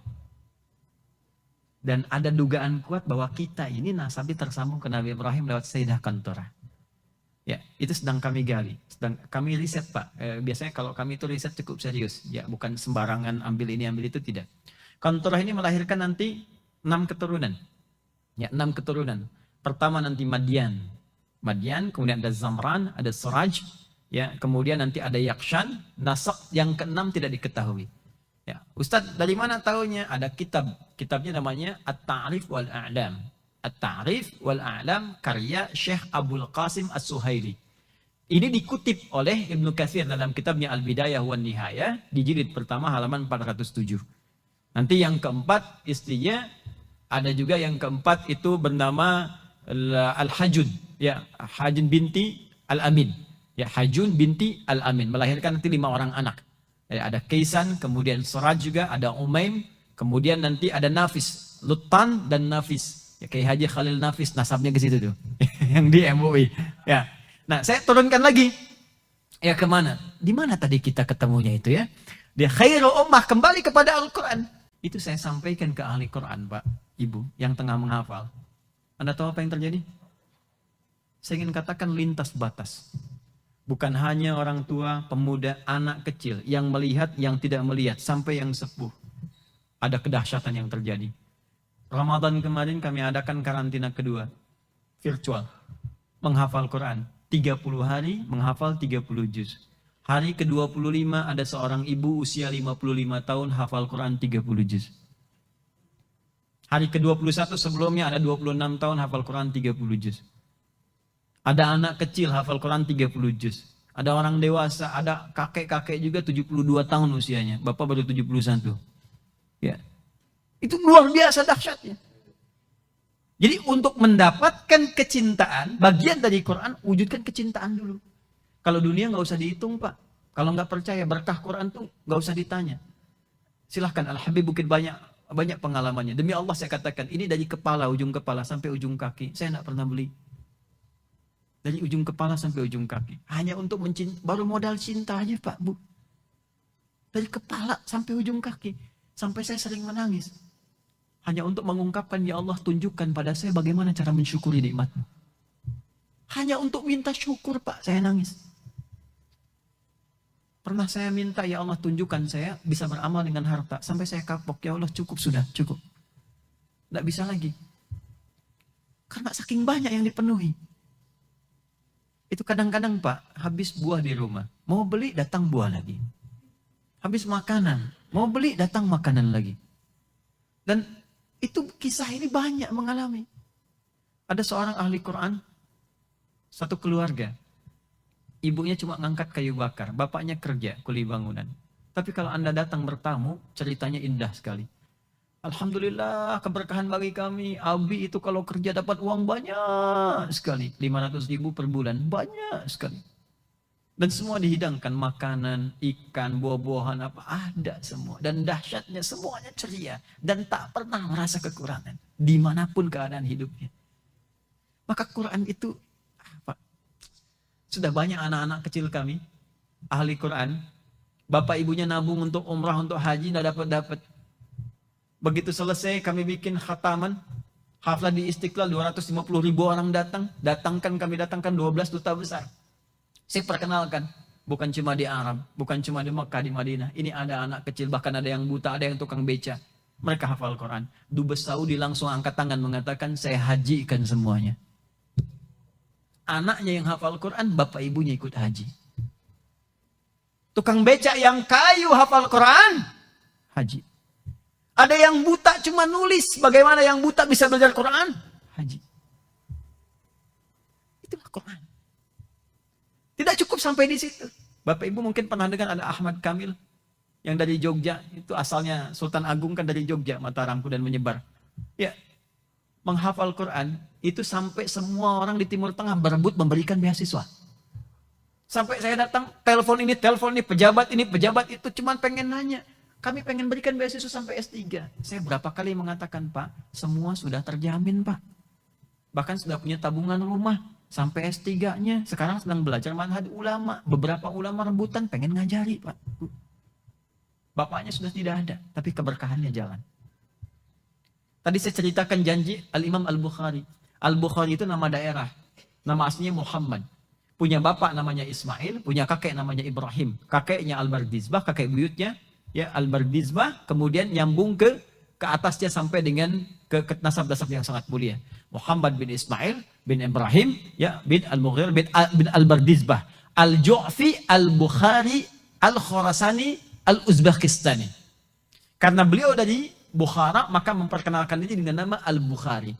Itu lahir usia 2 tahun, bapaknya meninggal. Tapi bapaknya ahli Quran, ibunya ahli Quran.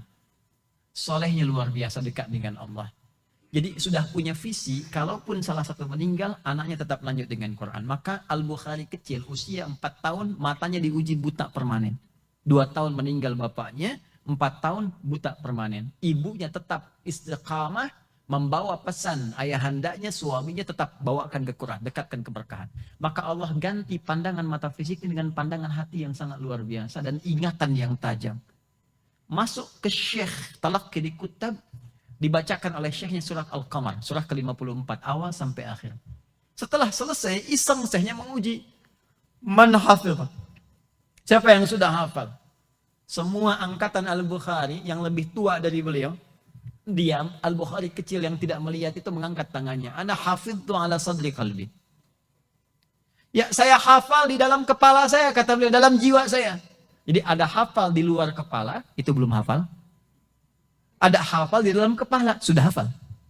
Saya hafal dalam jiwa saya. Kaget syekhnya, ya, anak kecil usia 4 tahun gak lihat, katakan hafal. Sekali baca, ta'al ya bunai, datang sini.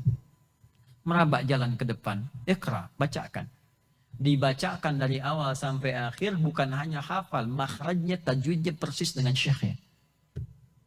Kata syekhnya, komentar pertamanya, minal an tadrusul hadis. Mulai sejak ini engkau belajar hadis. Karena tahu kalau Al-Quran dijaga, dimudahkan. Hadis tidak ada jaminan. Maka gembira pulang ke rumahnya, mengejar ibunya. Dituntun oleh pembantunya. Datang ke rumah. Ummi. Hadatha kada, wa kada, wa qala syekh kada. Ibu.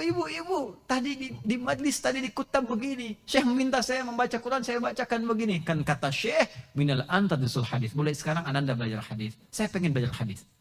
Kata ibunya, iktafi bil Quran. Kamu nak punya keterbatasan. Mulai dengan Quran dulu. Setelah itu baru hadis. Karena beliau thiqah dengan syekhnya dan hormat pada ibunya, maka dengan penghormatan dan thiqah ini mengatakan, ya amati. Amati itu bahasa tertinggi untuk sayang pada ibu. Ummi, umayyah, amati. Abi, ubay, buya, abati. Makanya di Quran kalimat abi, abati. Ya abati fa'al. Balasannya ya bunai. Maka kata beliau, ya amati, duhai ibunda sayang, demi hormatku kepadamu, uridul hadis. Izinkan saya tetap ingin belajar hadis demi siqahku kepada syekhku. Maka beliau meraba jalan, datang ke kamarnya, ibunya melihat terharu melihat perjuangannya. Masuk ke kamar ibunya, berdoa mohon kepada Allah sampai tertidur. Dalam doa dan zikirnya. Mimpi ketemu Nabi Ibrahim. Nah inilah tafaul Pak. Kalau kita pilih nama itu dalam berkahnya memberikan tafaul. Tadi kan Muhammad bin Ismail bin Ibrahim. Kan? Bil Mughirah bin Al-Bardazbah. Al-Ju'fi, Al-Bukhari, Al-Khurasani, Al-Uzbekistani. Kata Nabi Ibrahim, nanti anakmu akan bisa melihat lagi. Saat yang bersamaan berdoa bermimpi itu, masuklah Al-Bukhari kecil ke kamarnya, mengurang surat Qaf. Sampai di ayat ke-22 itu kemudian berkata, laqad kunta fi ghaflatin min hadha, fakashafna anka ghita'aka, fabasaruka al-yawma hadid.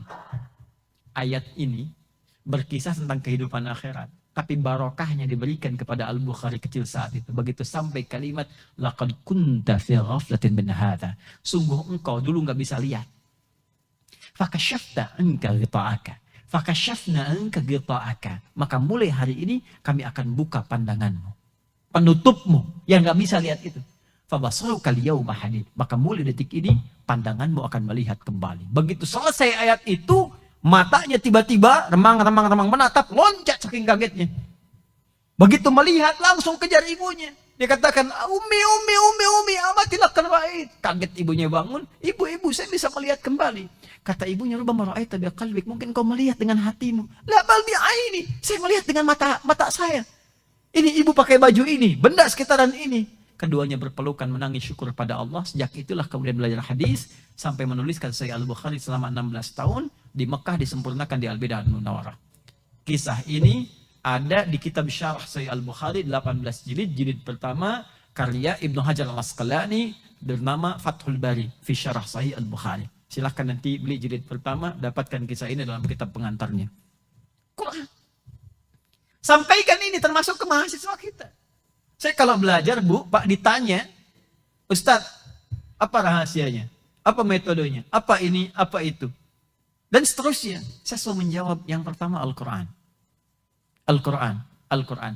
Dan ini ternyata di riset, yang riset University of California di Amerika. Mereka meriset dan nanti disebarkan terus sampai ada profesor Maroko di Inggris mempublikasikan orang yang berinteraksi dengan Al-Quran secara benar. Bahkan baru sekadar baca, setidaknya akan meningkat kecerdasannya 3 kali lipat. Ini sudah riset. Dan saya teliti ulama-ulama sebelumnya. Ibnu Sina, Al-Kindi, Al-Farabi, Al-Ghazali, Al-Khawarizmi, Al-Battani, dan turunannya, ternyata yang diajarkan di sejak dini hanya dua, sholat dan Quran. Sholat, Quran, sholat, Quran. Silahkan Anda cek. Jadi sampaikan pada para mahasiswa, Anda dekat dengan Quran akan pintar. Ya, kecerdasan terbuka, memori akan teringat. Berapa banyak kata, Bu, Pak, terbiasa dihafalkan. Maka untuk terasah dengan itu, cepat mengingat yang lainnya. Itu riset. Yang meriset di mana? Di Barat. Makanya sejak dulu ada keinginan orientalis menjauhkan orang Islam dari Al-Quran. Karena khawatir muncul peradaban setelahnya. Gitu. Kita kembali lagi ya. Kembali ke awal. Sekarang metode pertama setelah kita merasakan cinta. Kamu akan pintar, akan berkah hidup. Rizki mengalir lancar. Kedekatan dengan Allah bertambah. Gimana mulainya? Maka pertama belajar baca dengan benar. Dan sabar. Saya ulangi. Belajar baca dengan benar dan sabar. Tahapan baca ini disebut dengan qiraah namanya. Qiraah. Perintahnya disebut apa? Iqra. Perintahnya Iqra. Wahyu pertama turun apa? Saya ulangi. Wahyu pertama turun apa? Bukan wallahu alam. Iqra bismi rabbikal ladzi khalaq. Ingat bukan Iqra ya. Wahyu pertama turun, Iqra bismi rabbikal ladzi khalaq. Karena saat turun Iqra, Nabi jawabnya ma'ana biqari, saya nggak bisa baca. Ma'ana biqari, saya nggak bisa baca. Tapi ketika disempurnakan, Iqra bismi rabbikal ladzi khalaq. Ini dasarnya. Anda harus mulai berinteraksi dengan Al-Quran lillah. Karena Allah. Dimulai bisa membaca, mulai berinteraksi, dan ini latihan dasar, Pak. Jadi di bacaan ini nanti ada yang beriringan. Ya, semacam misalnya, maaf sekali, nggak bisa kita cuma baca Quran begini. Kalau nggak diiringi dengan ibadah yang lainnya. Sholatnya, tadi yang 9 sunnah itu yang disebutkan. Ya ada dohanya, ada sedekahnya, ada macam-macamnya. Itu mempercepat, Pak. Jangan dikira biasa, tidak. Jadi orang yang rajin sholat, itu otomatis membantu dia mempercepat interaksi dengan Al-Quran. Nggak ada orang kalau jarang sholat, nggak mungkin bisa buka Quran, mustahil. Orang nggak rajin puasa sunnah, mustahil bisa dekat dengan Al-Quran. Tapi ketika Anda meningkatkan sholat, takwa, meningkatkan kemudian ibadah lahiriah kita, ya di dopang batiniah kita, itu otomatis dan mempercepat kepada Al-Quran. Karena itu peningkatan ibadah ini disebut dengan takwa, takwa meningkatkan pengetahuan. Quran surah kedua di akhir ayat 282, paling kiri sebelah bawah. Wattaqullah wa yu'allimukumullah. Tingkatkan takwamu kepada Allah dan dengan itu aku tambahkan pengetahuan, percepatan-percepatan. Pemberitahuan Allah kepada Nabi Muhammad SAW.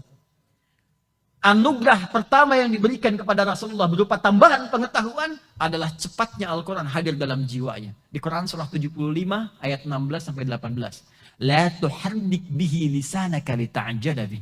Inna alaina jam'ahu wa qur'ana. Fa idza qara'nahu fattabi' Qur'ana.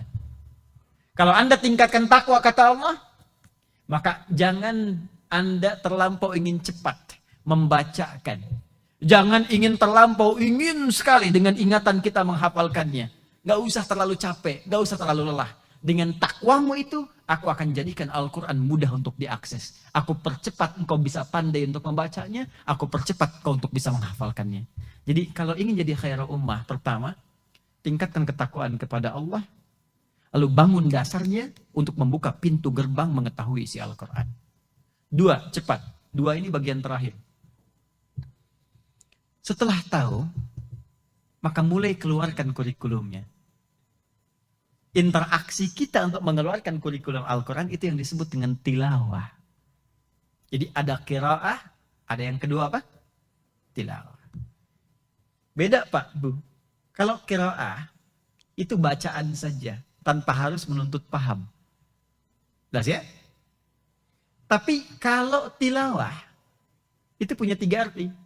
Baca, pahami, amalkan apa yang telah dipahami itu. Saya berikan satu gambarannya, strukturnya. Wahyu pertama kan turun Iqra kan? Ya. Belum menuntut Nabi memahami, baru ditanamkan. Setelah ditanamkan, terbiasa memahami itu, turunlah perintah. Perintah ibadah pertama. Perintah ibadah pertama yang disampaikan pada Rasulullah, kita masih ingat apa? Salat kan? Salat itu 12 tahun setelah Nabi mengemban risalah ilmu. Jadi diberikan dasar dulu ya Allah. Nih, ikra dulu, ikra. 12 tahun itu. Sambil diajarkan pada yang lainnya. Setelah itu baru muncul perintah ibadah salat. Salat itu baru tiba perintahnya setelah peristiwa Isra Mi'raj kan. Usia Nabi 52 tahun, setahun sebelum hijrah ke Yathrib itu. Turunlah perintah salat.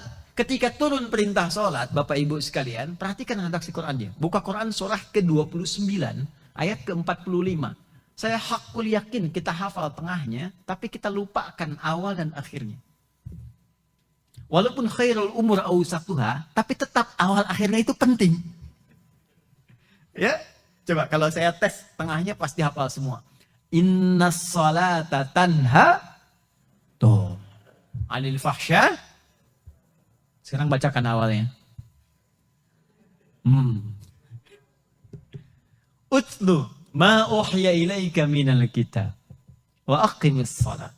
Innas salata tanha anil fahsya'i wal utlu.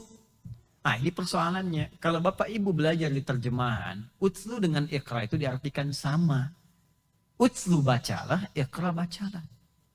Padahal utlu itu fi'il amr, perintah dari tilawah. Ta'ala yatlu. Tilawatan, utlu. Qira'ah, ikra. Qara'a yaqra'u ikra. Kalau qira'ah, baca saja. Kalau tilawah, 3. Baca, pahami, amalkan. Jadi setelah terbiasa membaca, setelah tahu cara baca, kata Allah tingkatkan levelmu. Pada yang kedua, tilawah.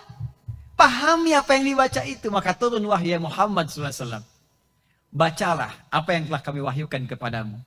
Pahami itu lewat bimbingan malaikat. Setelah paham semua perintah ini, tunaikan sholat. Sholat yang dipahami bacaannya, gerakannya itu dirasapi isinya, itu yang akan memberikan pengaruh kepada dirimu untuk bisa menghadirkan perilaku yang baik, terbebas dari 2 sumber keburukan, fahsya dan mungkar. Nanti satu kali Pak Ibu, kalau nanti ada waktu, coba Bapak Ibu akses ya di YouTube Adidat Official itu ada tentang pelajaran sholat. Saya tampilkan sisi yang ketiga yang jarang dikaji. Biasanya kan orang cuma bahas 2. 1 bacaan, 2 gerakan kan. Takbir angkat tangannya misalnya sebegini. Hadwaman kibahi. Dalilnya Al-Bukhari. Marhadis 715. Di hadis Marhadis 397. Ya, yang riwayatkan sifulan angkat. Seperti ini.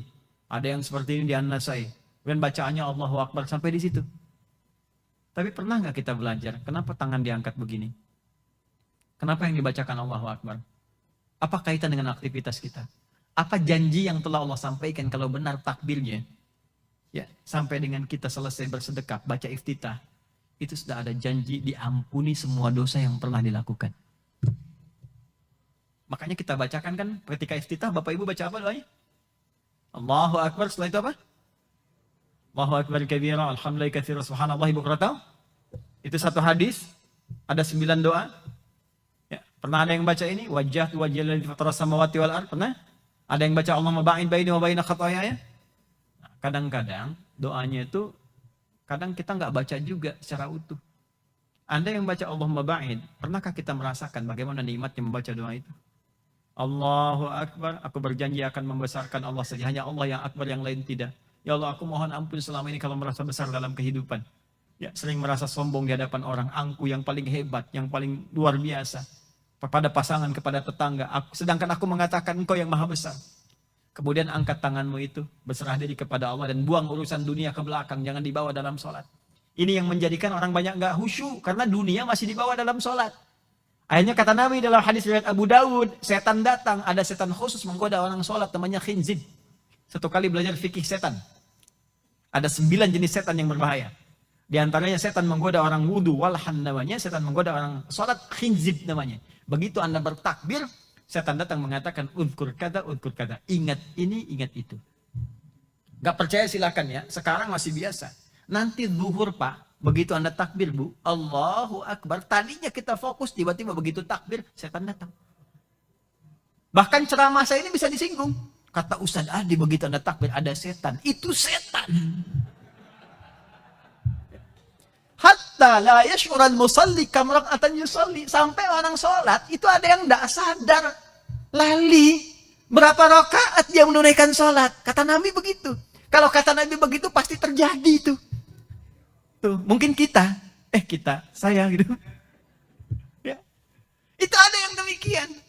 Jadi caranya bagaimana? Begitu kita merasakan seperti itu, kita katakan, ya Allah, aku banyak salah. Allah ba'id baini wa baina khataya. Khataya, kesalahan. Ya, ngaku. Aku ngaku salah, ya Allah. Banyak salah.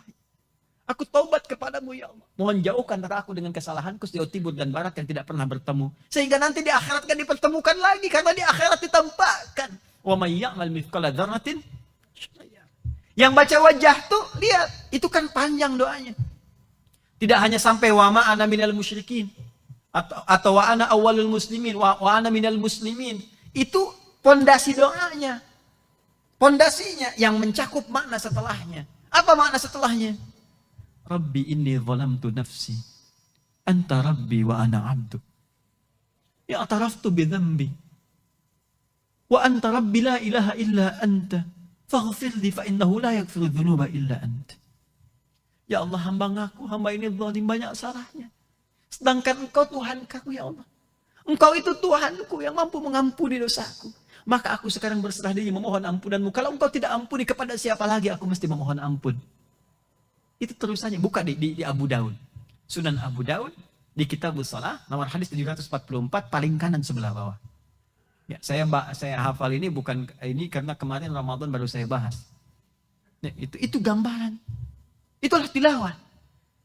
Ya, tilawah tertinggi itu mengeluarkan pada konsep kehidupan. Jadi sebelum kita masuk kepada yang tinggi, Nabi Muhammad diajari yang tiap hari dulu. Jangan-jangan selama ini, mohon maaf sekali, ribuan kali ruku, ribuan kali sujud, tapi nggak ngerti yang dibaca. Bagaimana bisa merasa khusyuk dalam sholat? Minta Rabbil firli warhamni wajburni warfa'ni warzuqni, dan seterusnya. Minta rizki, minta rahmat, minta perlindungan. Tapi nggak merasa nikmat. Dan tidak datang. Kenapa? Karena nggak ngerti yang diucapkan. Skala panjangnya, turunkan sebagai kurikulum kehidupan. Disinilah saya mau berhenti. Sekarang tugas kita sebetulnya, kurikulum Nabi itu Pak, Ibu, kalau kita mau keluarkan, khatam bagus. Ya, tapi kalau kita mau efektivitas, keluarkanlah ayat Quran sesuai dengan profesi kita. Karena tadi asas Quran itu pedoman kehidupan. Dan semua ada di Quran. Saya bisa bacakan cepat dari sebelum lahir sampai meninggal, sampai kembali kepada Allah, semua ada ayatnya di Quran. Ingin mengharapkan keturunan, ya, ingin mengharapkan keturunan setelah menikah, langsung ada Quran surah ketiga misalnya 38 sampai 39. Doanya Quran surah 19 ayat 2 sampai dengan ayat 15-nya. Setelah mengandung, apa doanya supaya kandungan dijaga oleh Allah, lahir anak yang soleh. Quran surah ke-7 ayat 189. Ketika melahirkan, apa yang harus diberikan dari 0 sampai usia 2 tahun. Diatur sampai pemberian ASINya bagaimana, tugas suami istri bagaimana. Quran surah ke-2 ayat 233. Dari pendidikan dini dasar, dari usia 2 tahun sampai menjelang balik, turun Quran surah 31 ayat 13 sampai dengan 19. Kemudian akan memilih kampus yang mendekatkan dengan Allah, ya, pergi kemana-mana dan sebagainya, bergaul dengan orang-orang banyak, bagaimana supaya tidak terpengaruh. Quran surah ke-49 di ayat ke-13 itu. Kemudian naik lagi, mulai kenal dengan pasangan supaya tidak terjebak dalam pergaulan bebas, mulai dia dengan ta'aruf, ya. Muncul kemudian masuk ke Quran, kembali ke tadi Quran surah ke-4 bahkan ke An-Nisa, ya, di ayat yang ke-4-nya langsung lamar, berikan yang terbaik setelah Anda ta'aruf. Setelah itu terjadi pernikahan. Bagaimana kemudian menata pernikahan supaya bagus, mengenal tugas suami dengan istri. Turun Quran surah ke-30 ayat 21. Prakteknya dibagi tugasnya awal pokok. Jadi sebelum berumah tangga belajar dulu. Ini suami, ini istri yang pokok. Bukan setelah berumah tangga baru dipelajari. Ini yang repot. Quran surah 4 ayat 34. Lalu dijelaskan, makallah. Ini loh tugasnya yang laki-laki akan mencari nafkah. Cara mencarinya, ini yang standar. Semua orang mencari. Quran surah ke-2 ayat 168. Kalau pengen cepat baru bergerak, rizkinya datang. Quran surah ke-2 ayat 172. Kalau belum keluar, rizki sudah akan menyemput. Quran surah 7 ayat 96. Tapi jangan dikira itu mudah. Kadang-kadang ada tantangan, ingin menyingkirkan, ingin menyungkurkan. Maka tunaikan amalan yang bisa melindungi engkau mendatangkan 4 kemuliaan. Quran surah 17 ayat 78 sampai dengan 81. Kalau diganggu sampai ada yang ingin mencelakakan, baca zikirnya Nabi Yunus alaihissalam. Ini ada Ustaz Yunus di belakang. Ya, ada Quran surah ke-21, ya, ayat ke-87 sampai dengan 88. Wa dhannun dan turunannya. Istrinya di rumah kemudian juga begitu. Menata dalam kehidupan, merawat anaknya. Kadang-kadang tidak mudah. Ada yang berkata, Bagaimana solusinya? Quran surah ke-17, 23 sampai dengan ayat ke-27. Sampai beranjak kemudian dewasa, kadang-kadang capek, lelah, sakit. Kalau sakit-sakit ringan, pegang yang sakit. Bacakan zikir kepada Allah seperti zikirnya Nabi Ibrahim, Quran surah 26 ayat 80. Wa idza maridtu fahuwa yashfin. Kalau zikirnya semakin berat, sakitnya semakin berat, yakin kepada Allah. Diajarkan zikir Nabi Ayub, Quran surah 21 ayat 83 sampai dengan 84. Usia anak 40 tahun jangan dikira biasa saja. Mulai banyak bersyukur kepada Allah, tingkatkan, karena mungkin kesuksesan itu atas berkat kedua orang tuanya. Turun zikir di Quran surah ke-46 ayat ke-15. Beranjak lagi sampai dia sukses. Jangan dikira kemudian itu akan terus bertahan di dunia. Semua akan kembali ke fase awalnya, akan kembali kepada masa sepuhnya. Kadang-kadang kembali perilaku seperti anak-anak. Turun Quran surah 22 ayat yang kelima itu. Apakah akan selamanya? Tidak, kamu akan kembali. Bagaimana cara kembali yang bagus? Turun surah 89 ayat 27 sampai dengan ayat 30. Sehingga jalan hidup terakhir menjadi husnul khatimah. Ya ayat Tuhan nafsul mutmainnah. Pulangnya enak. Lalu bagaimana setelah pulang, akan kemana arahnya? Akan masuk ke alam kubur. Kalau ingin enak, amalannya di Quran surah ketiga. Ayat ke 169 sampai 172. Siapkan saat di dunia, sehingga sampai di alam kubur, ini akan kamu dapatkan. Pulang ke akhirat, terjadi kiamat. Turun satu surah ke-75. Bagaimana suasana hisabnya disampaikan dalam turunan ayat Al-Zalzalahnya. Sampai dengan turunan hisabnya. Sampai ditampakkan orang yang benar ingin berjumpa dengan Allah. Sebelum hisab, sebelum proses masuk surga, dipertemukan dengan Allah, melihat tanpa sekat. Ada di Quran surah 75 ayat 22 sampai dengan 23-nya. Masuk surga. Hei, mau surga yang mana kata Allah? Surga masih luas, ada 8 pintunya. Ada 8 kemuliaan. Quran surah kedua 25, kamu bisa pilih. Mau surga yang mana? Ada surga Firdaus, turunkan kurikulumnya di Quran surah 23. Ayat yang kedua sampai dengan ayat yang ke-11-nya. Ada surga Adan, Anda bisa dapatkan Quran surah 13. Ya, ayat 23 sampai dengan 24-nya. Kemudian ada surga yang mana lagi? Ya, Anda yang amalannya jelek, ya jelas masuk neraka. Nerakanya juga ada yang spesial. Neraka Jahanam dikumpulkan bagi orang munafik dan orang-orang yang kafir. Quran surah keempat ayat 140. Neraka yang paling ringan, seringan-ringannya neraka juga. Dibakar sampai hangus, sampai ke kulit-kulitnya. Demikian seterusnya. Seharinya itu sama dengan 1000 tahun. Satu detik yang 48 hari. Turun Quran surah keempat ayat 56. Kemudian bagi Anda yang kemudian di tengah-tengah, 50 baik, 50 jelek. 50 soleh, 50 salah. Tinggal di A'raf dulu. A'raf. Tempat antara surga dengan neraka, nunggu sampai hisab selesai. Satu harinya 1000 tahun. Turunlah Quran surah ke-7 surah Al-A'raf ayat 45 sampai dengan 49-nya, menunjukkan bagaimana orang ini dapat rahmat Allah baru dilemparkan kemudian ke dalam surga dengan penuh kebaikan. Semua ada. Ya. Manajemen bisnis ada. Manajemen pengetahuan ada. Sampai urusan rumah sakit, Pak, ada. Makanya di kitab Imam Al-Bukhari itu ada kitabul marid, kitab orang sakit. Saya riset kemarin, Bu, yang COVID, Pak, sekarang. Itu COVID itu saya serius risetnya dari Al-Quran, dari hadis. Sampai saya dapatkan materi sangat luar biasa, dan saya nggak sembarangan. Saya cek ke ilmuwan, I4, Ikatan Ilmuwan Internasional Indonesia, di luar. Yang di dalam Indonesia, dengan dokter-dokter dan sebagainya. Saya tanyakan, saya riset. Sampai Malaysia pengen ikutan riset. Dan nggak main-main. Nggak main-main. Apa yang terjadi teman-teman sekalian, Bapak Ibu? Alhamdulillah. Ini bukan yang viral di masyarakat ya, yang jualan kustul hindi itu bukan tuh. Itu curi-curi aja sedikit-sedikit tuh. Tapi bukan itu. Kami dapatkan, kami ujikan, kami bagikan gratis. Alhamdulillah 100%. Sekarang kami sedang kembangkan ke cancer. Kemarin ada orang yang divonis cancer, risiko kematian bulan Oktober tahun lalu. Alhamdulillah, rumah sakit sudah give up, sudah pulang, sudah macam-macam, datang. Saya bilang coba ini dosisnya sekian. Dari Quran, dari hadis, tapi harus yakin. Hadirkan ibadah. Selama sebulan di terapi, Pak, Ibu. Alhamdulillah masih hidup. Semakin meningkat, pengapnya mulai hilang, dicek ke rumah sakit, kansernya nyaris hilang.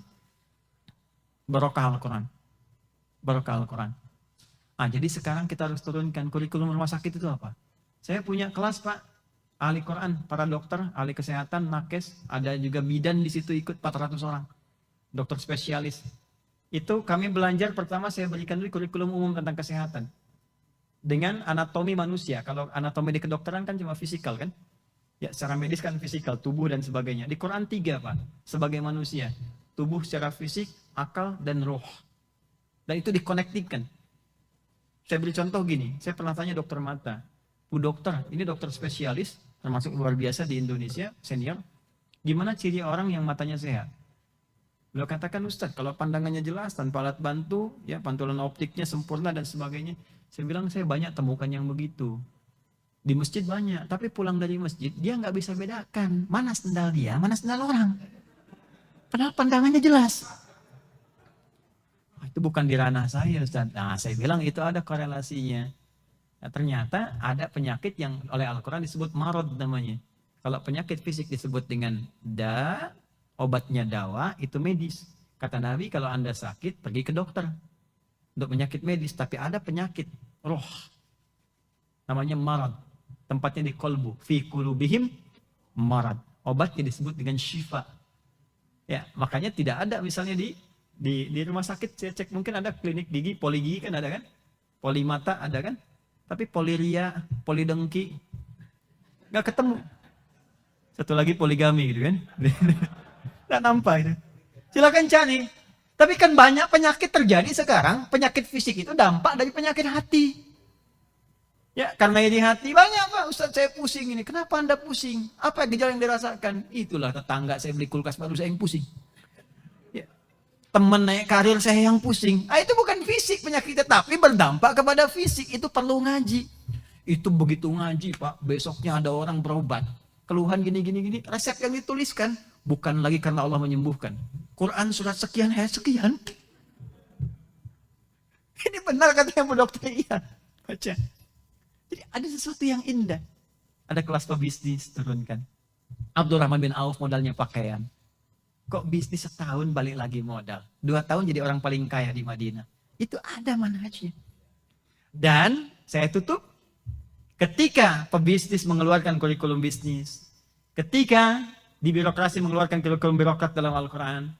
Di rumah sakit demikian, yang dokter yang macam-macam 12.000 itu termasuk di militer. Nabi punya 38 panglima, satu kekuatannya bisa melakukan Persia dan Romawi. Ya, jadi kurikulum lah di Manhaj Al-Bukhari, Imam Muslim di kitab-kitab hadis yang siap diberikan kepada kita. Tinggal kita mau menurunkan atau tidak.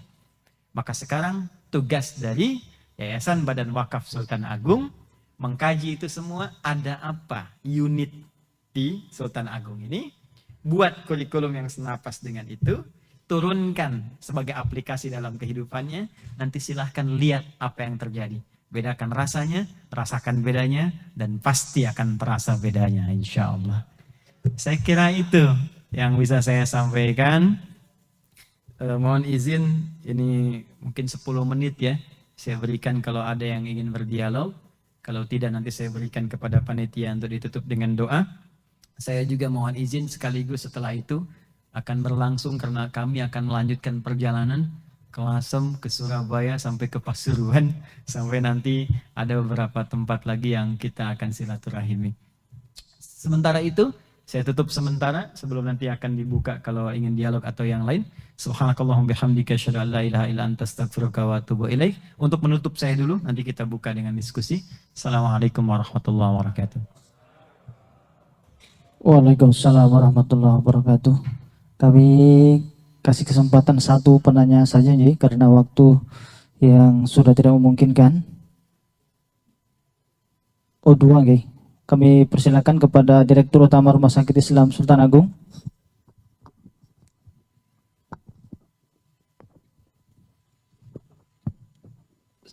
Assalamualaikum warahmatullahi wabarakatuh.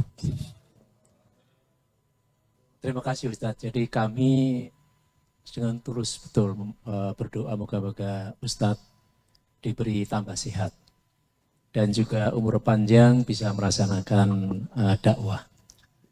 Banyak sekali ilmu yang diberikan tadi, tapi ini saya kepingin menyanyikan terkait dengan tadi ada beberapa kategori mulai dari toyib, kemudian ma'ruf, khair, kemudian juga bir dan sholih.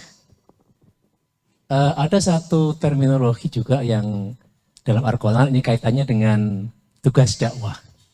Itu muslih. Yang ada dalam surat Hud ayat 117 insyaallah itu. Wa ma kana yuhlikal qura bidzulmin aluha muslihun. Nah, ini kaitannya dengan muslih itu kata para ahli ilmu, satu orang muslih itu lebih baik dibandingkan dengan 1000 orang soleh. Ini kaitannya dengan lembaga kita yang lembaga dakwah. Banyak orang yang penting saya itu baiklah yang penting. Tapi lupa dengan harus juga memperbaiki yang lain karena tugas ini tugas dakwah. Mungkin bisa dijelaskan ini kaitannya dengan muslih dan soleh ini. Terima kasih.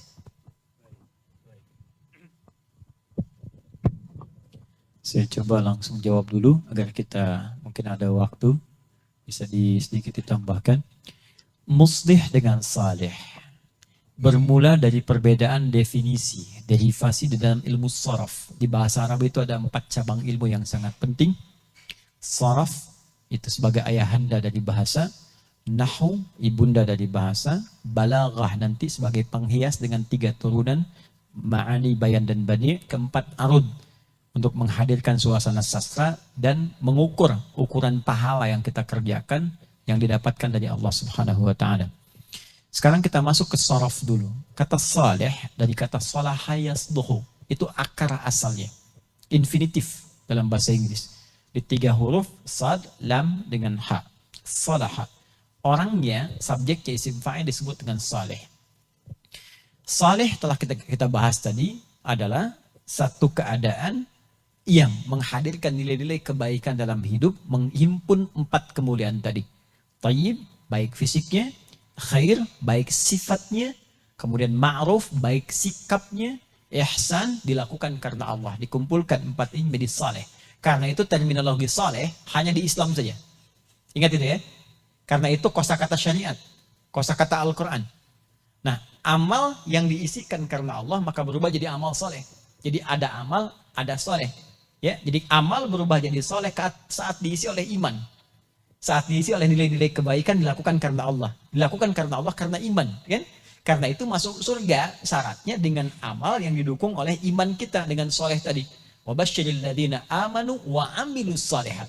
Karena itu kata iman dalam Al-Quran sering dirangkai dengan kata soleh. Ya, surah 103. Wal 'asr innal insana lafi khusr illal ladzina amanu wa amilus shalihat. Orang yang berusaha, meniti, mengkreasi perbuatan baik yang bernilai soleh itu orang disebut dengan solihun.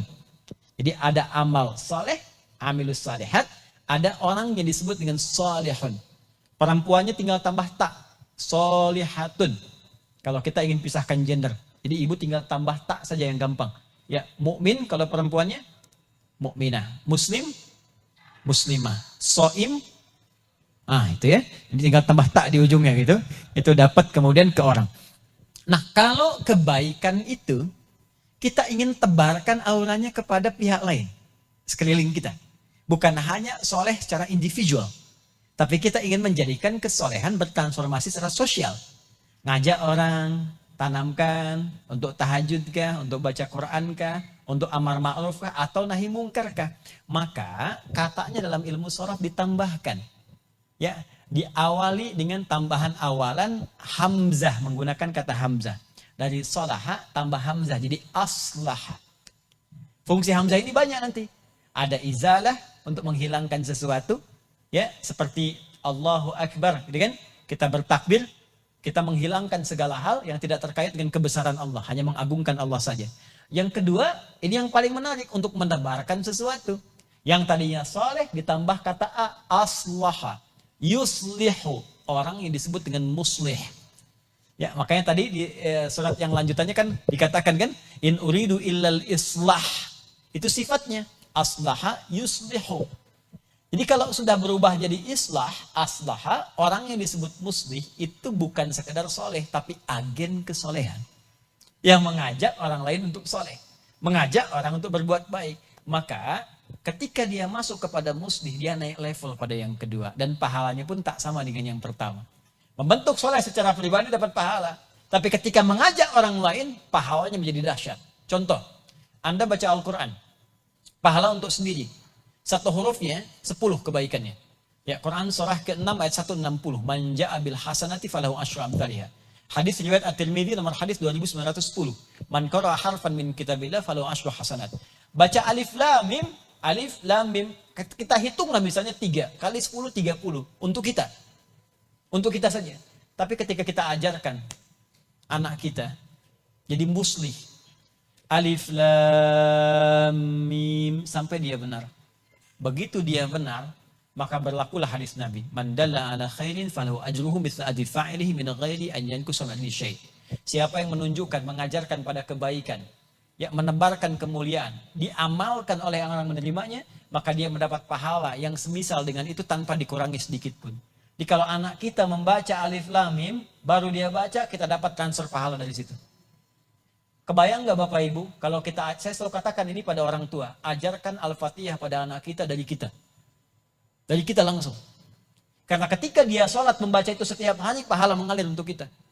Kalau anak ini mengajarkan lagi pada yang lain, dia punya 10 murid, maka 10 murid dapat pahala, ngelari ke anak Anda, ngalir ke kita.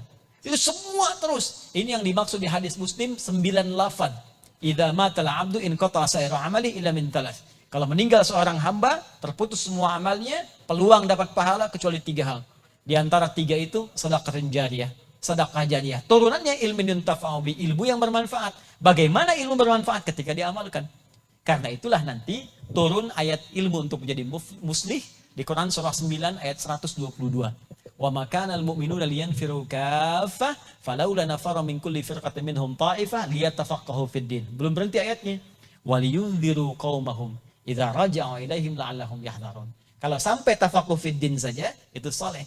Tapi ketika waliyunziru qaumahum idza raja'u ilaihim, ngajarkan lagi ke orang, ngajak orang, sampaikan pada orang, menjadi muslih.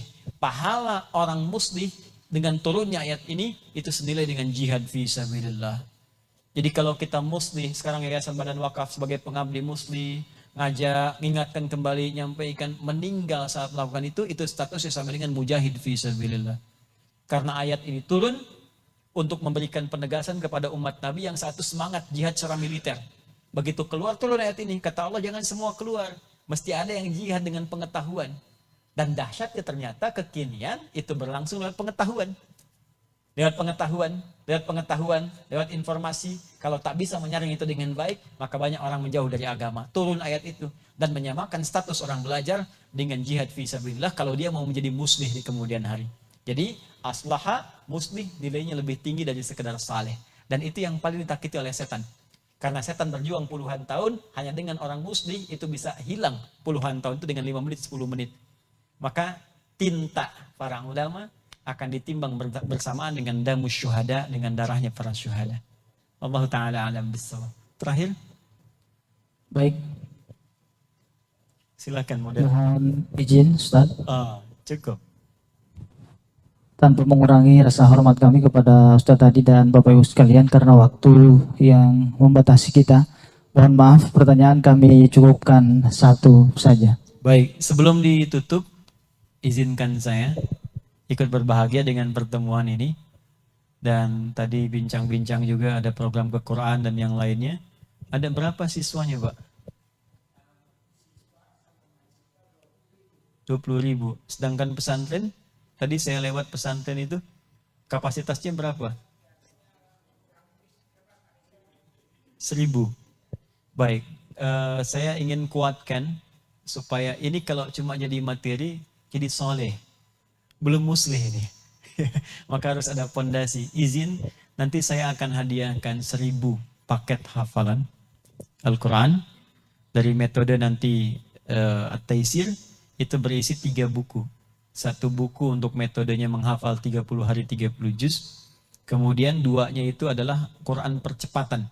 Jadi bisa menghafal sekaligus dengan nomor, dengan angka, dengan peta dan sebagainya. Nanti metodenya bisa dikorelasikan atau diintegrasikan dengan STUAH yang bisa nanti melalui online juga. Kami akan hadiahkan sebanyak 1.000 paket insya Allah. Dan nanti mohon dikoordinasikan ya dengan staf di pengiriman. Saya kira itu yang bisa saya sampaikan. Terima kasih. Silahkan dilanjutkan.